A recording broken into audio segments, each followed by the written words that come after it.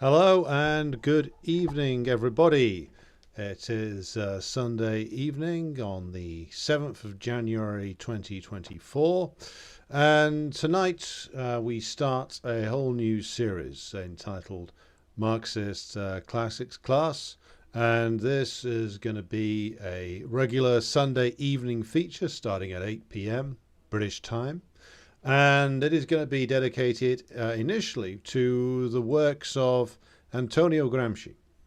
Now, I've made this choice for a very specific set of reasons. And that is because, as I said on the previous live stream when I announced that I was going to do this, Gramsci is probably the most bastardized and the most misappropriated revolutionary thinker of the last century, probably this century as well, given how many have appropriated his work for reactionary purposes. And so I wanted to do something that would be designed around the idea of restoring Gramsci to his proper place, which is as a communist, as a revolutionary, and whose work should be part of our canon in terms of its ability to actually inspire a reflective and critical usage of the Marxist method, which is what Gramsci does in the prison notebooks, writing under very difficult circumstances. So that's the purpose of this series. And as I've said previously, I'm going to be working through the Prison Notebooks edition. Just going to hold that up to the camera so everybody can see it. Now, the selections from the Prison Notebooks edition is the edition that was originally published by Lawrence and Wishart, and that was originally published in Britain in the early 1970s. And they are, or were at least, a publishing company that was associated with the old Communist Party of Great Britain, which you've heard me lambast before. But the reason I have chosen this edition is because it's slightly more reliable in terms of the way it presents the text than other editions of Gramsci's prison notebooks. I'm thinking specifically of the 3-volume set that purports at least to be a comprehensive set that was published by none other than a man by the name of Joseph Buttigieg. And if that name seems vaguely familiar, that is because it is none other than CIA Pete's father, who was an academic Marxist of Maltese extraction. And he was the one who translated a lot of the original Italian prison notebooks into English and produced this 3-volume set, which you can attain at great expense from various online publishing outlets. Now, I think that the fact that CIA Pete's father is the editor of that and was the man who was associated with these works for many years actually tells us something quite interesting, which is that the way in which classics of Marxism are presented in the imperialist countries. And of course, they are presented as purely academic works for a start. They are presented either as purely academic works or as justifications for whatever reformist atrocity is going on at the time. And the other way they are presented, of course, is that they're given hefty introductions and explanatory notes by Western academic Marxists such as Buttigieg Sr. and other people such as the Trotskyite Ernest Mandel.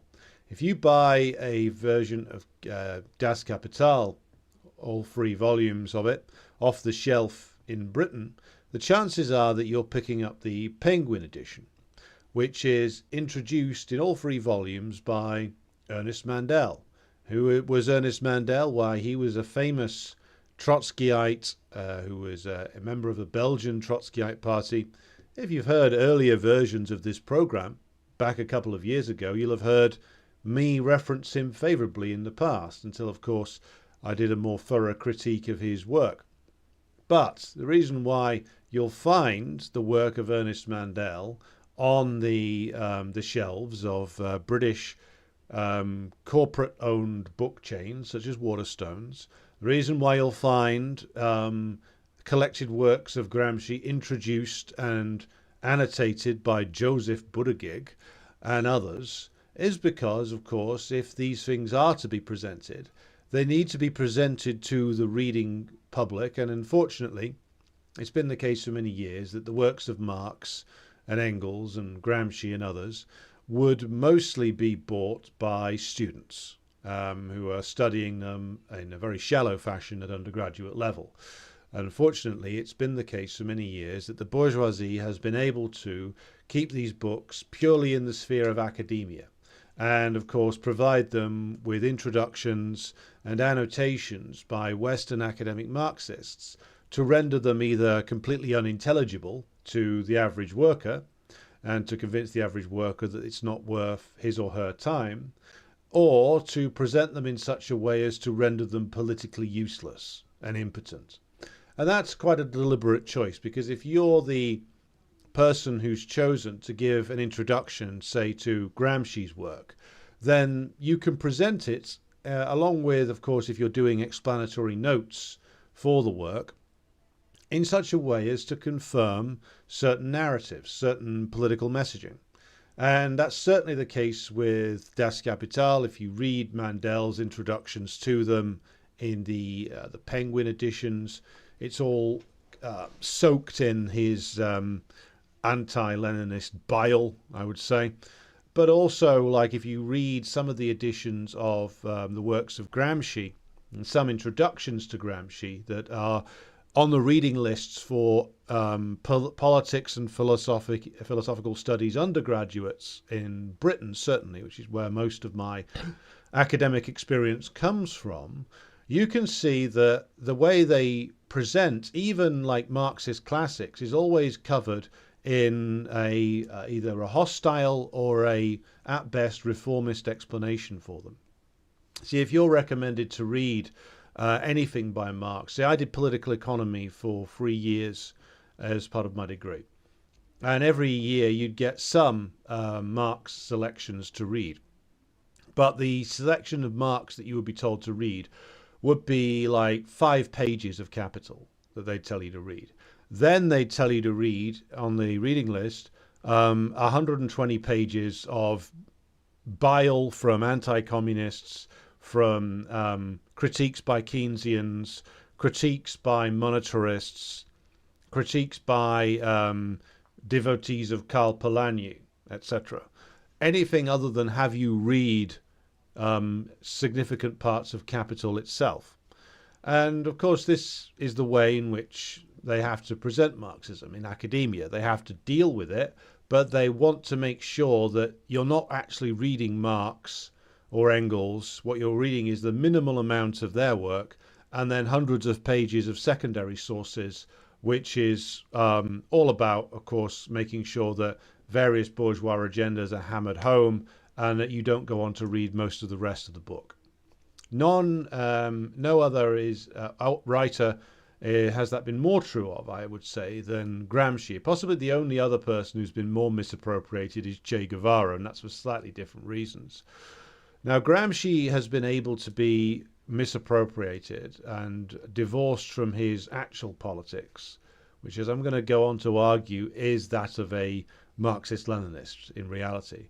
The reason why that various revisionists and opportunists have been able to appropriate his work, or maybe I should say misappropriate his work, is because, of course, the conditions under which the prison notebooks were produced in. And Gramsci was imprisoned from 1926 until just before his death in 1937. And these were his most prolific period in so many respects of writing. But he had to write, of course, under a very strict prison censorship regime. So if he wanted to get these things out there, and that they would ever see the light of day, he had to write in a somewhat often confusing fashion, not using a lot of Marxist terminology, speaking in ways that were more common to Italian bourgeois academia than most. So, for instance, he'll use a number of substitute terms for ruling class, that being the most obvious one. But in other ways too, like we're going to be going on throughout this series to read things like The Modern Prince and the State and Civil Society. And in that, if you're a Marxist-Leninist, if you've read through Lenin and Stalin and Mao, and if you've read a lot of Marx and Engels as well, you can understand what he's saying. But if you're an opportunist looking for something to give you a radical gloss to your opportunist politics, then yeah, you can misinterpret the stuff that Gramsci says in a lot of these things, a lot of these writings, because he wrote in such an somewhat obtuse fashion to baffle the prison censor that it was relatively easy for those, such as originally the Italian revisionists in the Italian Communist Party in the mid-50s, to use his work to justify their own capitulation to Italian capitalism. Later on, of course, he was promoted by the Euro-communists, who were the direct descendants of the 50s revisionists, and even by like depraved social democrats such as Neil Kinnock and his somewhat so-called intellectual circle led by the likes of Dennis McShane, who later went to prison for expenses fiddling. But well, as I said at the top of the program, what I intend to argue is that that this is not who Gramsci was. This is not how his writings should be viewed. All this academic garbage that's been poured all over him needs to be brushed away. And I hope to play a small role in helping with the process of doing that, because I think his work is crucial, and I think it is very important for us to understand it properly. So today we're going to be working through a relatively short essay, which is entitled The Intellectuals, and it's the first one in the Lawrence and Wishart Selections from the Prison Notebooks edition that I'm working off. If you want to get hold of an e-copy of this, let me know on the Telegram group, and I can provide you with one that I found when it fell off the back of an internet lorry. So what I'm going to do is going to work through some key quotations from this to show what Gramsci's driving at in this work, and going to then take questions as we go along as well. So we will begin, and straight away you see on the first page the intention that Gramsci has in doing this, one of the intentions at least. He intends to broaden out considerably our understanding of what intellectual work is. And what he aims to do is to demonstrate that the communist must have a much more comprehensive understanding of what intellectual work consists of, because he makes the argument that the intellectuals as a component group of a ruling class have always, of course, played a very prominent and important role in securing a ruling class in power. And this isn't just important for understanding the way that feudalism maintains itself, the way that capitalism maintains itself, but also in understanding how we will go towards communism, how a communist party and a workers' state will maintain itself. So it's not just him trying to bring an understanding of how intellectuals under feudal and particularly capitalist society operate, but also he's raising points that need to be considered by communists for how intellectual life, intellectual work should be considered and organized in a workers' state. So that, again, is something that is not frequently looked at. It's always assumed that what he's doing in this essay is he's raising questions about how the intellectual castes are organized inside capitalism. But no, he's also making points about how we should consider intellectual work as communists going forward into a future workers' state. So first quote comes off the very first page of the essay, and it reads as follows. Every social group coming into existence on the original terrain of an essential function in the world of economic production creates together with itself organically one or more strata of intellectuals, which give it homogeneity and an awareness of its own function, not only in the economic but also in the social and political fields. So, I think this is an important quote because it tells you a lot about what he's aiming to do with this essay. So, as we've already said, the intellectuals form a key part of any ruling class. They are servants of the ruling class under capitalism. I'll go on to explain later on in the essay when he talks about the Italian context and the role of peasant priests in being an intellectual class of feudalism later on. But when a ruling class rises to the top, they of course have an intellectual strata that comes with them. And this is, again, important to consider when looking at how capitalism has organized itself.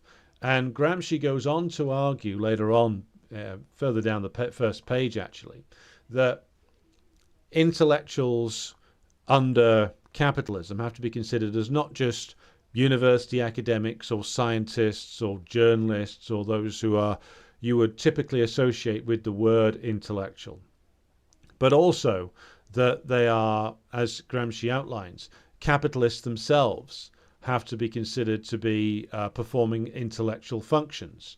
And he goes on to explain why he sees it this way. And I'll read the second quote because that's also important here.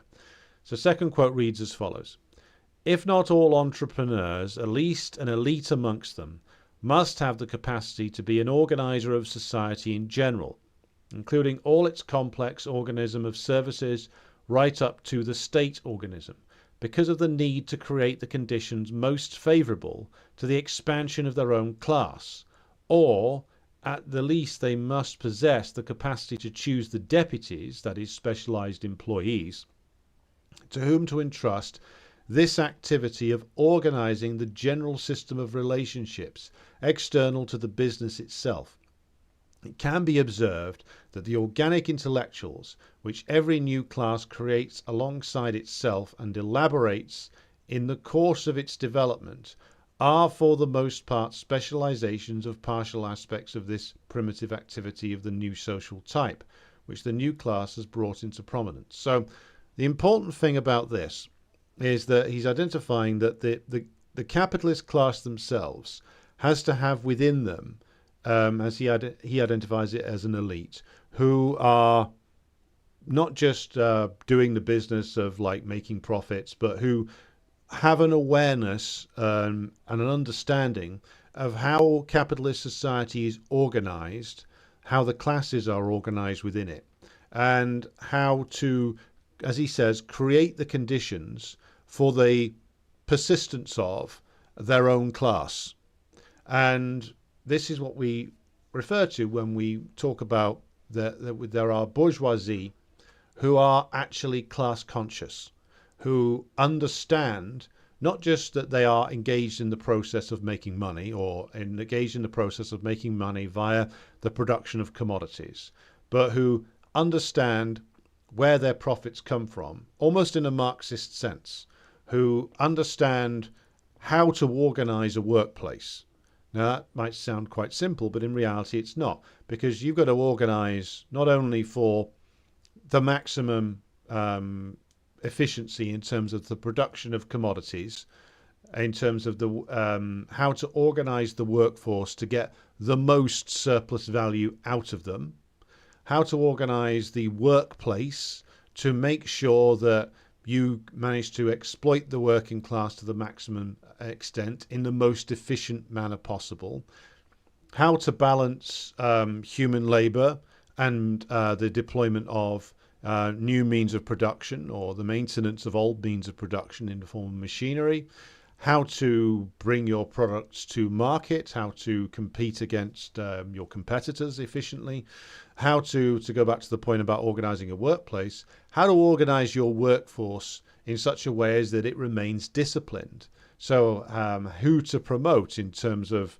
overseers, in terms of junior managers, in terms of building an internal culture that best suits your needs as a capitalist. Now, in the original, and the dawn of capitalism, this was all done by a small group, or sometimes if it was just one man running one factory, a lot of it was done by the capitalist himself. But as Gramsci intimates in that quote, as capitalism becomes more complex, as monopolization grows, as capitalism, especially in imperialist countries, starts to evolve into imperialism and, of course, becomes more and more bureaucratic, it becomes necessary for the capitalists themselves, as the process of production and the organization of production and workforces becomes more complex. There has to be a division of labor within even the capitalists themselves. They have to devolve functions to highly paid functionaries. That's why you can make an awful lot of money off being a specialist in human resources, or a specialist in IT consulting or something like that. Knowing how to organize for the pursuit of maximum profits, a specific aspect of any workplace or industry can make you a lot of money as a highly paid functionary in a capitalist economy now, because you're performing the service of an intellectual to the ruling class, as I said already, and as Gramsci makes clear over and over again. Intellectual work should be considered in a much broader sense than that which we consider it now. The IT specialist, the human resource specialist, the finance specialist, all those who organize these different aspects of capitalist production now, all of these are providing intellectual labor, intellectual functions to the ruling class. Often they're very well remunerated for doing so. So let's consider then the point that Gramsci raises there in terms of our needs, in terms of the future workers' state, because this is also something that we will have to consider as communists, which is how to organize the new workplaces, how to organize workplaces under a workers' state, how to do it in such a way that is truly democratic, that is going to be able to draw the most creativity and productivity from the working class, how to organize the different functions in new ways, such as how to do finance in new ways, how to organize a workplace along the lines I've just described. All of these are specialist intellectual functions. But, of course, as communists, we should be looking at this in terms of, well, how do we reorganize this? In capitalist industry now, as I've said, these functions are often carried out by a small number of specialists, because the way that capitalist production is, of course, organized is that it is a purely top-down process that is whereby the workers, whereby the working class are dictated to by the senior managers, those carrying out the intellectual functions on behalf of the capitalist class. So let's consider intellectual work under communism for a moment. What would it mean, and how would it be different? Well, if we take the organization of production, let's just assume that we're talking about a typical production line affair here. And what that would mean is that the intellectual work then, of the intellectual work of organizing production, would of course still have specialists who understand it back to front, who would offer advice, but the bonus, the advantage that a workers' state should have in terms of creativity, in terms of coming up with new innovations in production, is that because the working class under a workers' state has a secure existence, then everybody will have work as a right. Everybody will have housing as a right.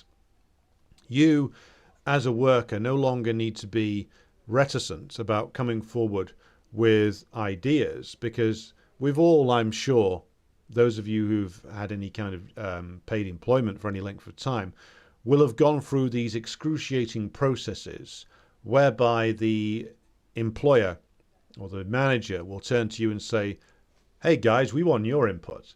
tell us how you could make this place more efficient.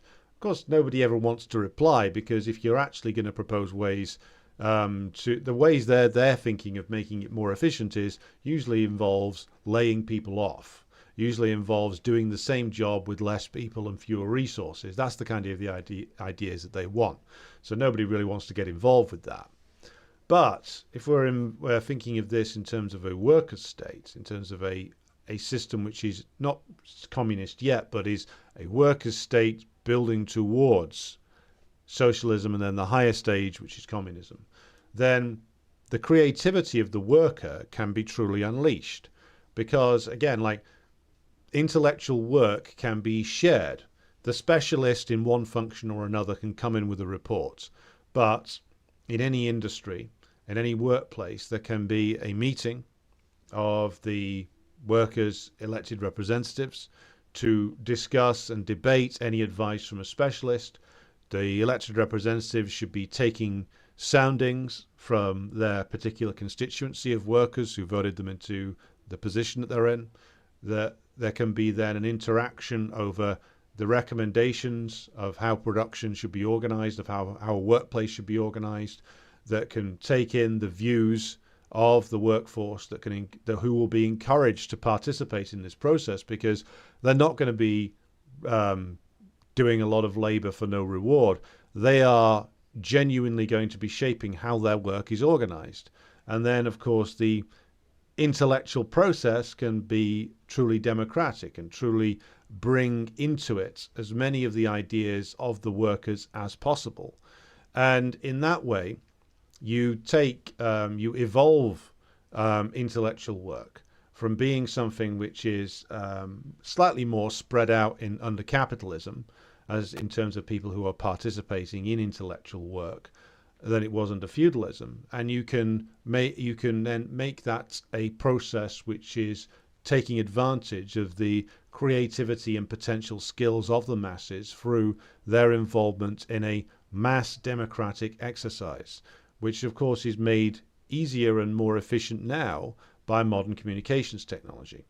So what Gramsci's talking about there in terms of how the capitalists organize their production and how intellectual work should be considered in terms of its relationship to the organization of production, we need to learn those lessons and think about how we would apply them under a workers' state. And I think if we analyze it, we can see that the potential for unleashing the true potential, the true creativity of the millions upon millions in the working class, it can be truly realized under a system of a workers' state.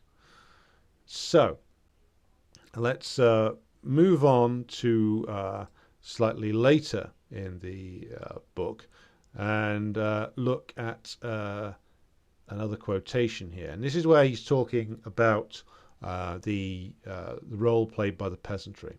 And he's talking principally about Italian history, and we will be considering his writings on Italian history later in this series. So, the quotation reads as follows.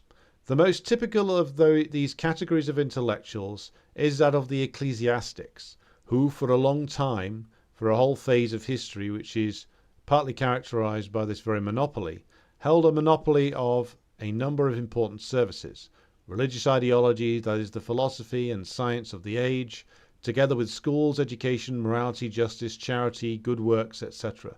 The category of ecclesiastics can be considered the category of intellectuals organically bound to the landed aristocracy. It had equal status juridically with the aristocracy, with which it shared the exercise of feudal ownership of land and the use of state privileges connected with property. So, what he's talking about there is, of course, as he makes fairly clear, the feudal period. The feudal period being, of course, the period that came immediately before capitalism.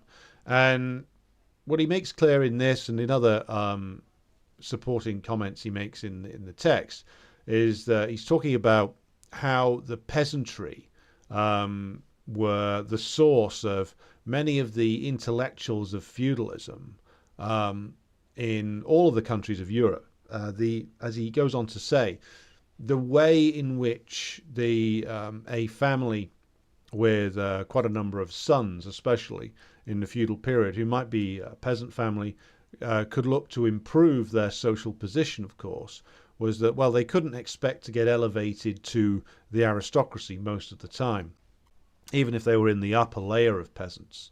But one of the ways in which you could improve your position was, of course, if you had a son who could be sent to train with the church. And as Gramsci says in this quote, the church in all of the European countries, including my own, had control over a wide variety of state functions and economic functions and social functions of the feudal state organization. For instance, if you go round any of the older churches in Britain that date back to the period where Britain was a Catholic nation, you can go and see places such as Chester Cathedral and others where there's still the spaces of the old ecclesiastical courts, the old court system that was actually run by the church back in the day.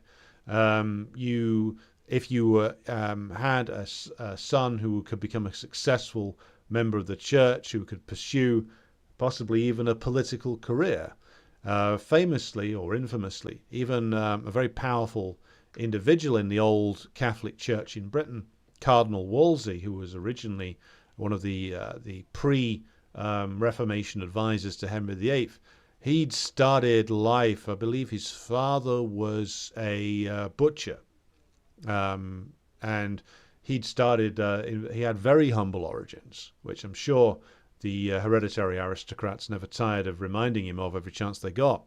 But he'd risen up the ranks to become a high member of the state via the church, and that was one way in which you, as a peasant or the son of an artisan, could actually find your ways to the higher level of the British or the French or the Spanish state back in the days of good old Catholicism. So that's an interesting historical detail that Gramsci goes into there, which is, of course, particularly important when considering Italy, because even at the time that Gramsci is writing, the south of Italy remains ruinously underdeveloped, still dominated by absentee landlords, and still very much under the sway of the church, because, of course, even in the days of Gramsci in the 1920s, when Italy's been unified for nearly 60 years, the South, as I said, remains predominantly, in fact, overwhelmingly a peasant land,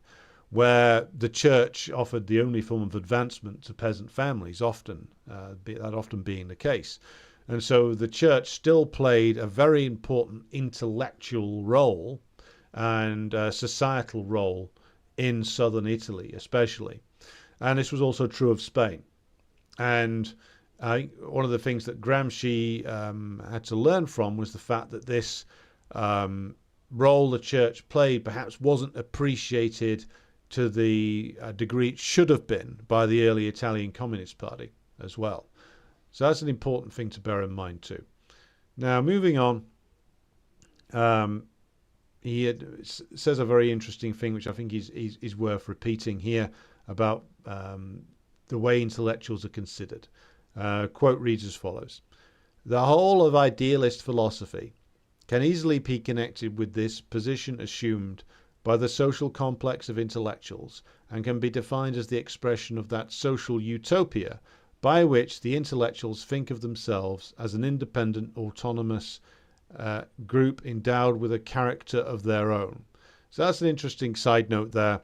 The way in which idealist philosophy, the way in which anti-communists especially, present the role of intellectuals is that they are, and intellectuals themselves often think of it this way, those who are avowed intellectuals, I should say, is that they are a unique group that is separate to capitalist production, that should be considered as a group of, again, independent and autonomous, not even workers, but individuals who are defined by their knowledge. But of course, as Gramsci is making clear, not only is it the case that intellectual work needs to be considered much more broadly, but even those who are doing the typical, stereotypically intellectual work are, of course, intimately bound up with capitalist relations of production, and, of course, are repositories or perhaps even creators of various forms of bourgeois ideology. So the idea that they are separate from and separate to capitalist relations of production is, frankly, of course, idealist and rather silly.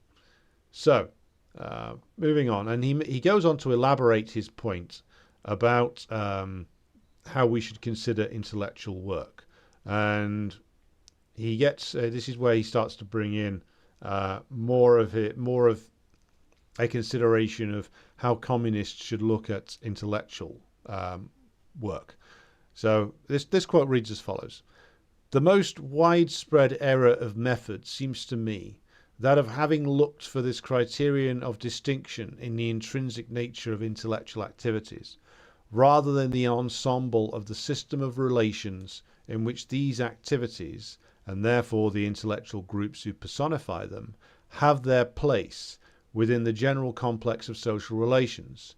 Indeed, the worker or proletarian, for example, is not specifically characterized by his manual or instrumental work, but by performing this work in specific conditions and in specific relations. Apart from the consideration that purely physical labor does not exist, and even Taylor's phrase of trained guerrilla is a metaphor to indicate a limit in a certain direction. In any physical work, even the most degraded and mechanical, there exists a minimum of technical qualification, that is, a minimum of creative intellectual activity." So if you're not familiar with who Taylor is, Taylor was an early theorist of what you'd now call industrial management or even HR, human resources, who came up with the piece rate system, which is production whereby the worker is rewarded more the more that they produce, piecework system. And famous for, of course, also coming up with a terrifically condescending description for a worker engaged in physical labor. But Gramsci's point here is, again, talking about broadening out our definition of what intellectual work is. And he's making the point that there's very few jobs, in actual fact, that require no intellectual exertion whatsoever. The bourgeois has to, of course, at least train the workforce up to a certain level, even if they hate paying for it, and look to cheapskate their way through that as much as possible. Nor can it be considered that there's, as Gramsci says, any job which should be regarded as outside the realm completely of intellectual activity. Everybody has to do some kind of intellectual activity when laboring for their wages. And he comes back to this point on numerous occasions. And I mean, he's coming back to it because he's making the point that communists need to consider intellectual work in different ways, and certainly to the way that the bourgeois present it. But of course, the way that the bourgeois present things and the way that things actually are two different things. The bourgeois would have you believe, as Gramsci points out, that intellectual work is this tiny sphere which has nothing in common with the majority of the population. It's this isolated group of intellectuals in an ivory tower somewhere trying to, I don't know, work out how many angels dance on the head of a pin or something. But in actual fact, the worker is already engaged in intellectual work, even if he doesn't think that he is, which is a point we need to emphasize, because if we as communists wish to raise the worker to the status of being the ruling class, then the worker needs to understand that, well, you're taught as a working class person growing up that there are things that are beyond you. There are elements of the way in which society is run which are not explained to you at school and are never explained properly. The news doesn't explain them. The newspapers don't explain them. There's whole areas of how society is governed which are, of course, left deliberately mystified and oblique. And the working class children, of course, are taught, and it is hammered into them, and I saw this myself in my own school days, which were 20 years ago now, but I remember this quite clearly, and I don't think that it has changed. I've spoken to people employed in the education professions, and this hasn't changed. There are certain varieties of extremely bad teachers who will who will, perhaps out of frustration, will tell children that they're too stupid, that they don't deserve an education, that they're incapable of understanding certain points. And I've seen various teachers say that to children I was at school with. It was never said to me personally, but it was said to various people around me that they were too stupid, that they were too thick, they didn't deserve education. And this is, of course, an expression of frustration and anger from the point of the individual teacher, but it points to a wider thing, which is that you're just simply not given the necessary training and education to be able to consider how work should be organized, how society should be organized. You're not taught that because, of course, the bourgeoisie doesn't want you to be able to know about that, but also they don't want you to have the confidence to be able to think about that. And that's the most important thing.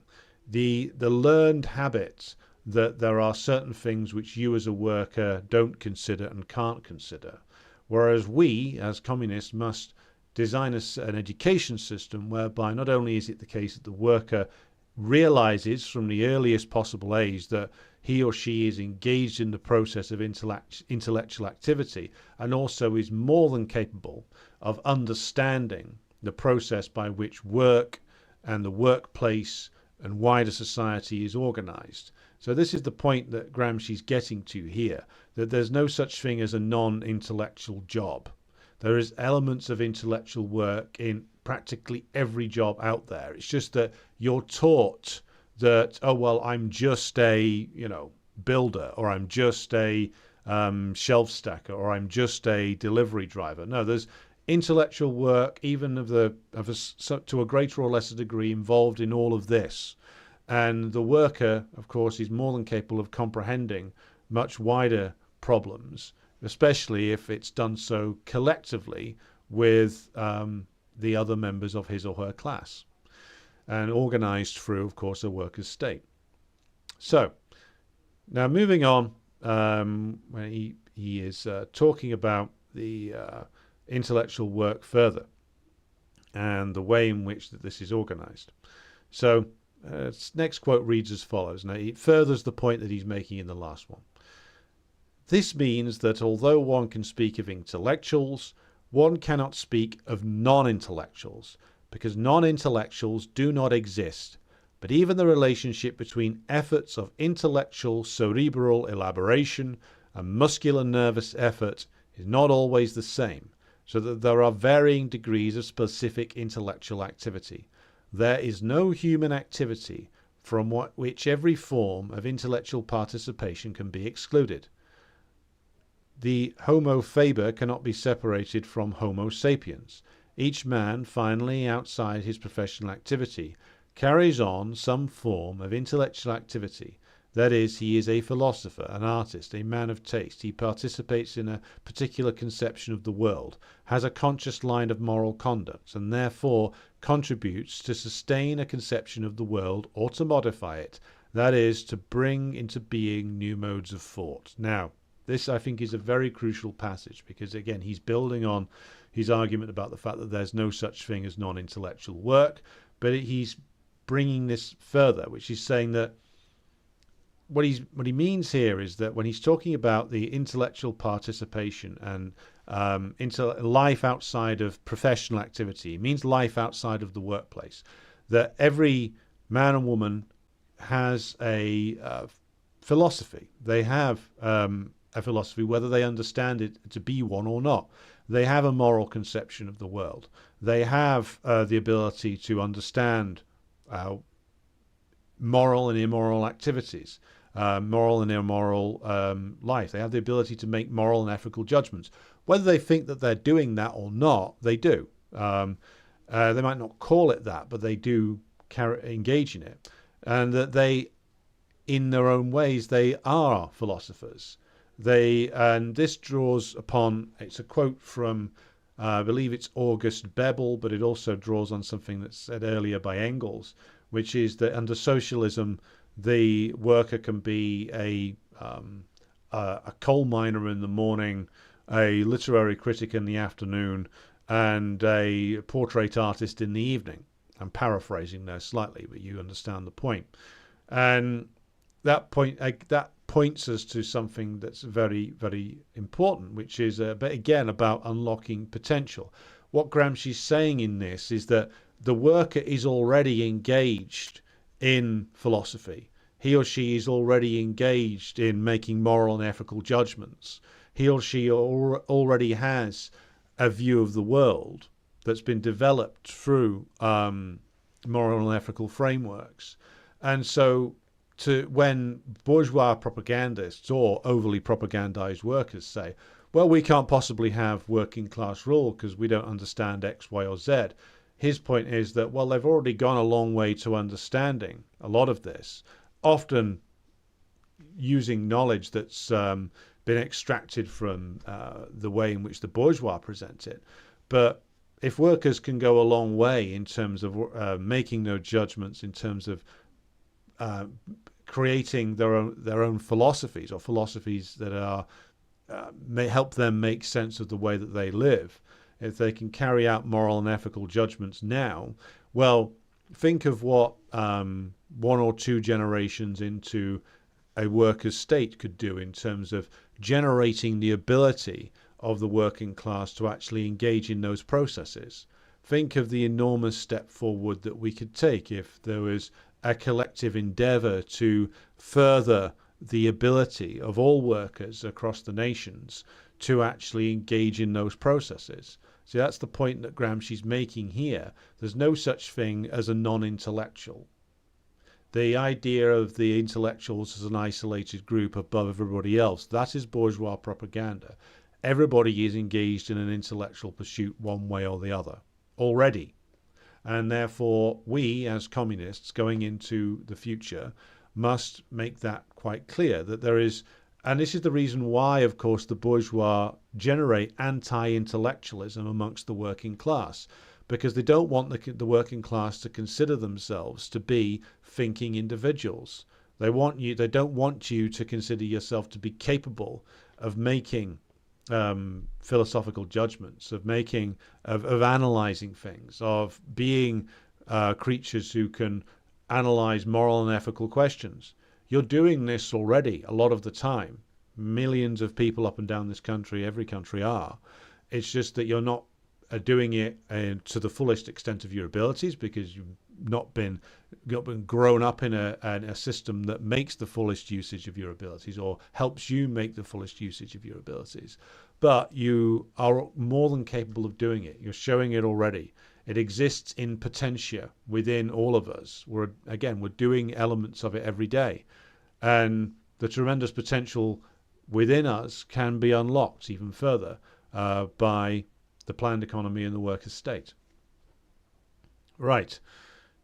So moving on to where he actually mentions, he rarely mentions the previous work that he'd done with the magazine L'Ordine Nuovo.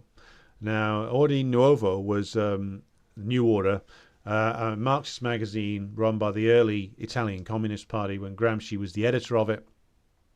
And this was very active in the late 1900s in the strikes in Turin that became very close to spurring on a revolution in Italy. But ultimately, this revolution was thwarted by the fact that the Italian Communist Party was too small. It made certain mistakes, but also that the dominant role played by the treacherous Second International Italian Socialist Party was such that it managed to derail this movement of the working class and open the way up for Mussolini's fascist organizations to smash a lot of the strikes, terrorize the peasantry, and then be employed ultimately as the heads of the state.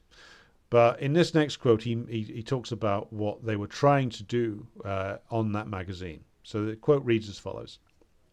On this basis, the weekly Ordine Nuovo worked to develop certain forms of new intellectualism and to determine its new concepts, and this was not the least of the reasons for its success, since such a conception corresponded to latent aspirations and conformed to the development of the real forms of life. The mode of being of the new intellectual can no longer consist in eloquence, which is an exterior and momentary mover of feelings and passions, but in active participation in practical life, as constructor, organizer, permanent persuader, and not just a simple orator, but superior at the same time to the abstract mathematical spirit.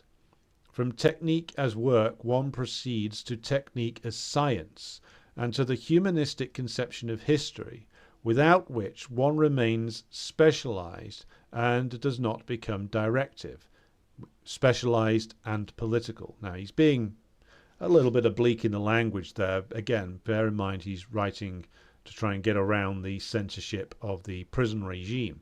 But I think this, again, gets to the point, one of the crucial points that Gramsci is interested in elaborating upon in this particular essay. So he talks there about what they were trying to do with the old magazine that he edited, and what he says they were trying to do there was that get workers to consider intellectual life to not be about being momentary movers of feelings and passions. Now, what he's talking about there is, of course, partly Mussolini, because Mussolini, even his enemies would acknowledge, was a tremendous speaker. He was a tremendous orator, principally an orator, really. I've read some of his work. He's not a particularly good writer, nor is he a particularly original thinker. But in terms of an orator, he was spectacular. And it was, as you examine any fascist orator who's particularly good at it, Mussolini, Hitler, you examine the works of, shall we say, Charles Maurras, or like the proto-fascist type like Georges Sorel, who's a sort of pseudo-syndicalist, early fascist. What you find, of course, is that fascist oratory in particular was very much designed to bypass rationality and bypass thinking at all. And you notice this with modern day reactionaries as well. Modern day reactionaries tap into this, and what they seek to do is make emotive appeals to pre-existing prejudices in people's minds. And of course, what does Mussolini call upon in his oratory? The idea of the need for national renewal, but also the idea of the romantic appeal to the historic destiny of the reunified Italian nation, of which he, the Duce, is going to be the personification. An emotional appeal to the ex-soldiers who felt betrayed by the way they'd been treated at the end of World War I, which of course was rooted in a real problem, which is, yes, the Italian government, like every bourgeois government in Europe, betrayed all the people who it conscripted into its armies and treated them like dirt when they came out of it. But of course, Mussolini then spun all these fictions about the fact that it's the communists that are doing it. They're undermining the nation. They're sapping the will of the nation.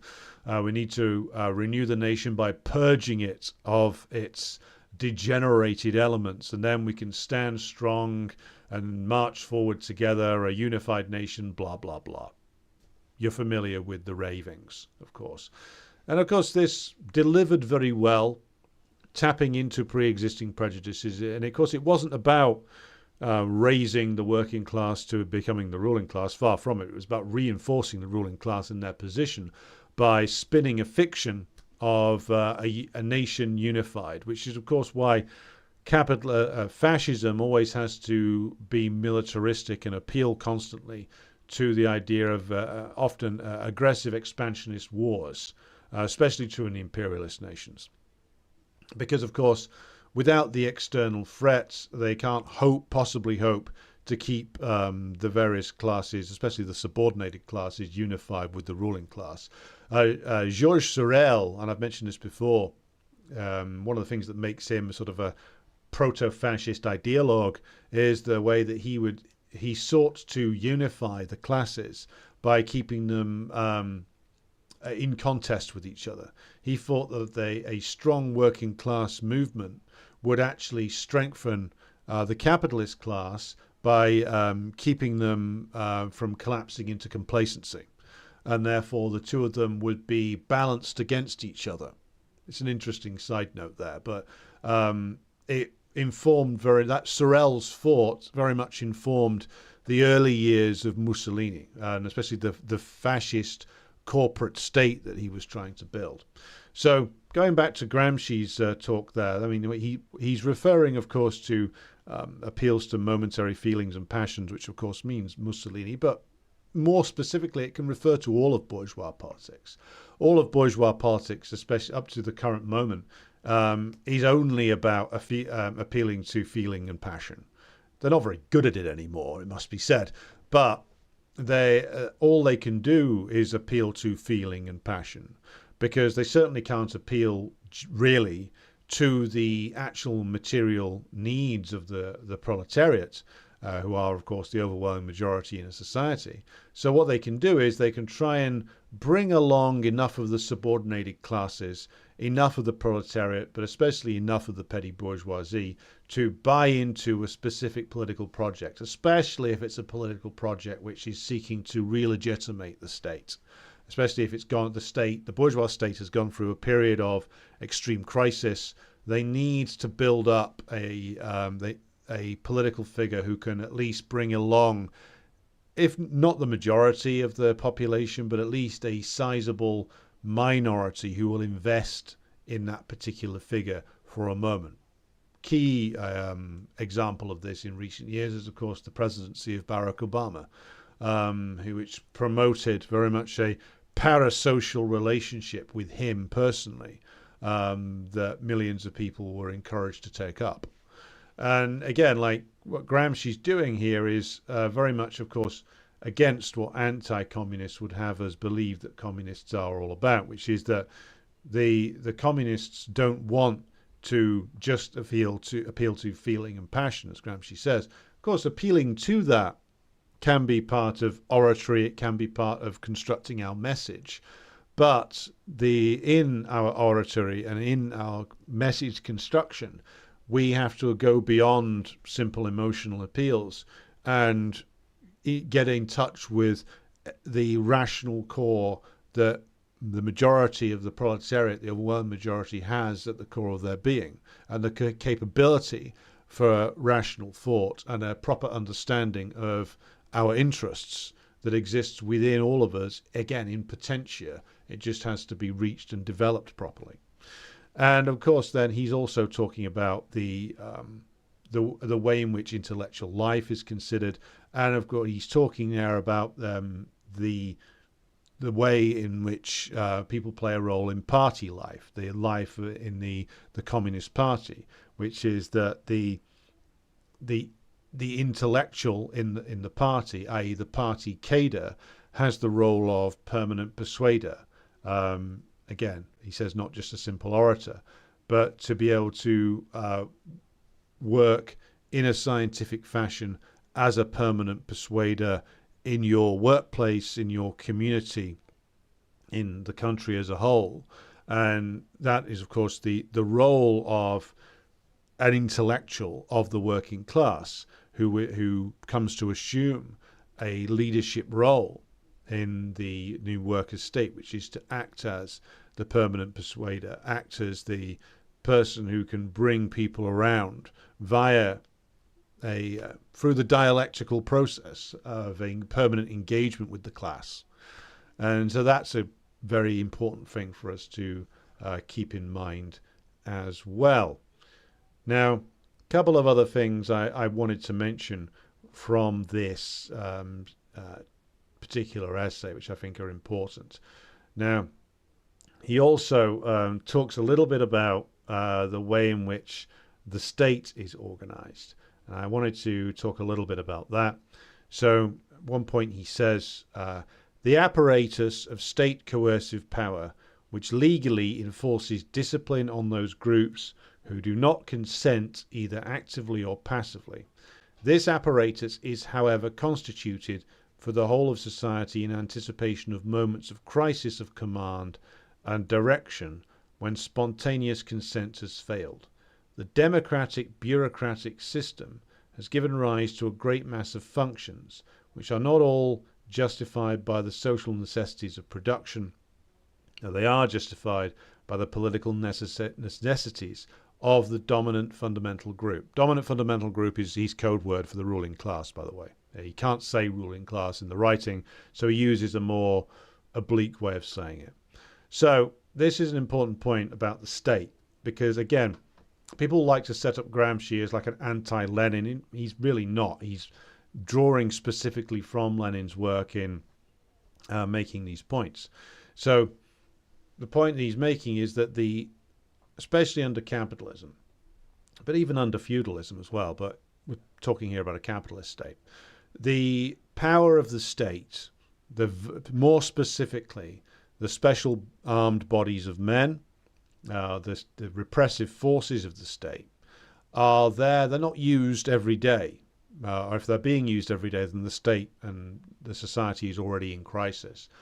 What they are there to do is to reinforce violently the power of the state when the persuasive power of the state apparatus and the bourgeois intellectuals has failed. Where Gramsci says when spontaneous consent has failed, and he goes on to talk about this in future works. So I think this is a good point to end on in this hour, is that the way in which the authority works in the capitalist state is important to consider. The intellectuals in capitalism are, of course, a lot of them, as he says, he says that the democratic bureaucratic system has given rise to a great mass of functions which are not all justified by the social necessities of production. And you see, especially in imperialist countries, which have when he says the democratic bureaucratic system, he's referring to modern capitalism, by the way. That's another code word that he's using. And again, that draws specifically from Lenin's work on imperialism when he talks about the bureaucratization of capitalism. So the modern capitalist state has to have within it this great mass of propagandists of all varieties that need to be employed to spend 24 hours a day, 7 days a week, making sure that, again, to go back to the first point, first quotation from Gramsci, that not just the workplaces, but the whole country, that the society is organized in such a way as to do what? Again, to go back to the very first quotation we read, to make sure that the conditions for the reproduction of the capitalist class are there, and, of course, for the maximization of their profit is there. But also, in order to do that, you need to build up at least tacit consent to their rule. And by that, what you need to do is you need to have the services of all kinds of propagandists. And that, of course, means directly employed propagandists, such as state news. In Gramsci's time, this was radio and the early days of news broadcasts being put on at the cinema. But much later, slightly later on, you get TV news. Now you have the internet, radio, etc. But you also have another layer of propagandists on top of that, which is the bourgeois intelligentsia. You have the expert group who are brought onto TV or any kind of broadcast news to tell you that, yes, this is quite definitely the way it should be. And I'm an expert because I'm wearing a white coat and I've got the word doctor in front of my name. I'm a doctor of human resources or something. And the bourgeoisie has very expertly built layers upon layers of propagandists who do not appear as propagandists. Like, the expert is presented to you as a neutral, non-political person who is outside of the realms of capitalist production, who comes to you to give you a truth that is established scientifically and is not subject to ideology. Of course, as Gramsci's already said, there's no such thing. And the way in which that the bourgeois constantly seek to generate consent for their rule is not just, of course, the direct propaganda of the news, who tell you that the economy growing by 3.5% in the last year means it's good news for the British worker and even better news for his wife, or something like that. That's the more crude form of propaganda. The other forms of propaganda that the bourgeois state engages in, of course, is culture, is that they seek to recreate the conditions to further their rule by funding arts, by funding culture, by funding intellectual production, everything from film to TV to novels, etc., all of which, of course, form a comprehensive system of propaganda and persuasion. Again, that everything that we watch is, of course, a product of bourgeois ideology. Sometimes the bourgeois will directly commission a particular piece of art in order to make a point, a propaganda point. This is why, of course, the CIA funded the animated version of George Orwell's hack job propaganda piece, Animal Farm. So sometimes it's direct like that. Other times it's less direct. Other times it is, of course, that the art is produced via a bourgeois system of production, via often private companies that are, of course, owned by capitalists who have within them, of course, bourgeois systems of production, which are dominated, of course, by bourgeois ideology. And the crucial trick that the ruling class under capitalism pull is that, of course, occasionally they'll incorporate little bits of anti-capitalist or the appearance of an anti-capitalist critique within like a mainstream Hollywood production or something like that, which can lead people to think that, oh my God, it's free speech. But bear in mind what I said at the beginning about the way in which they present Marxist work to you. You can go out and you can freely buy Das Kapital, usually off the shelf of a corporate book chain. But it comes with a gigantic introduction by a bourgeois intellectual who's going to tell you before you've even started reading what the work means. Now, by putting in a tiny element of anti-business propaganda and then having another pro-business guy pop up on the internet and do a video moaning about it and saying it's part of the Disney becoming ruled by Marxists or something, that this film is a disgrace, you create the illusion of difference. Whereas in actual fact, everything is there for the purposes of reproducing bourgeois ideology.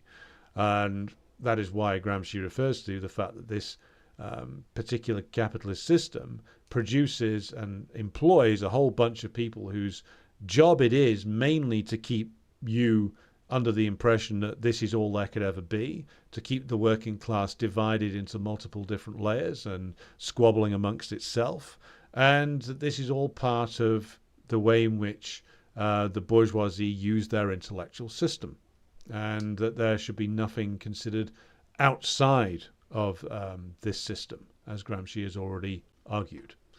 Now, got a few comments coming in, so I'm going to read through those before we close up for this evening. James Graham says the local trots love Gramsci, that's why they support Owen Jones. Well, I'm going to bet the local trots have never read Gramsci.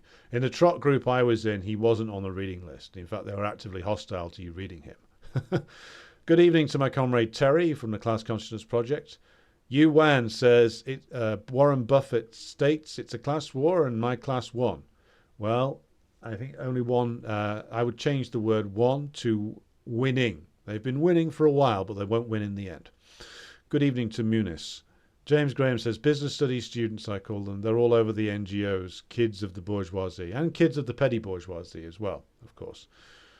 Jerry says, I recall when I did a management course, it being said that the lowest worker makes several decisions a minute, but the big boss makes one decision a year. Very true. James Graham says, Singer's factory in Clydebank was American labor relations. They didn't get on with the unions in the shipyards. Interesting point. James Graham also says dialectical unity of theory and practice, thinking, doing, being for each other. Good point. Gordon says they would rather be rich in a dung heap than rich in a world of equals. They are brutal. I think referring to the capitalist class there. Muzzle Paint's enjoying the talk. Glad you are.